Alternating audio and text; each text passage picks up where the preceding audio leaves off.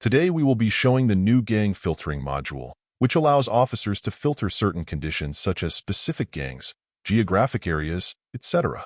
In this report, notice as I type this name, it changes the list so an officer can get a granular look at specific gangs. An officer can do a deep dive on an individual gang member. Here, we will opt to preview the Hoover Crips and see what is uncovered. Once the gangsters are displayed, you can click to select the gang name, apply that filter to the dataset. Icons will display on the map as aggregated members in close proximity to each other. Using the lasso tool, an officer can filter further on just the selected area. This will render a list of those selected gang members and allow the officer to reveal a star chart of all gang members. In this case, our gang member happens to be in jail, so clicking on his RNI number will bring up a graph of his location in the jail.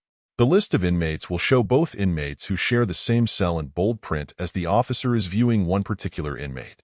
All the other inmates will be in a regular font. In order to change the look of the graph to focus on any other inmate and the cell block, all the officer need to do is click on the hyperlink for the RNI number in the list, and the chart will change to the selected inmate as the primary node. In this case, we have real data and a real prisoner who is actually in jail for attempted murder.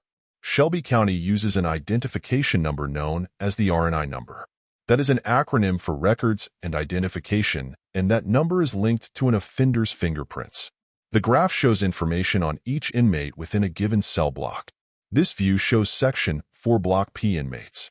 Every inmate name is hyperlinked so that a Google name search can be run so officers can become aware of things they might not otherwise know.